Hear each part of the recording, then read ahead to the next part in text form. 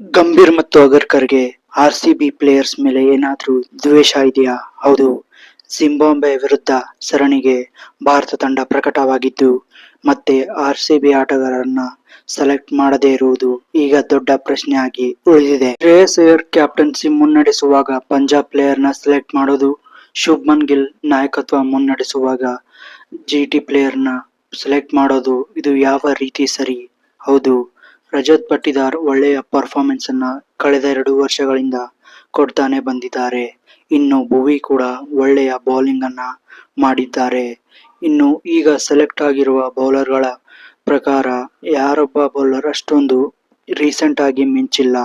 ಆದ್ರೆ ರಸಿಕ್ ಸಲಾಮ್ದಾರ್ ಆರ್ಸಿಬಿ ಪರ ಈ ಸೀಸನ್ ಅಲ್ಲಿ ಎಷ್ಟು ಅದ್ಭುತ ಪ್ರದರ್ಶನವನ್ನ ನೀಡಿದರೂ ಟೀಂ ಇಂಡಿಯಾಗೆ ಸೆಲೆಕ್ಟ್ ಯಾತಕ್ಕೆ ಮಾಡಿಲ್ಲ ಎಂಬುದು ಈಗ ಪ್ರಶ್ನೆಯಾಗಿ ಉಳಿದಿದೆ.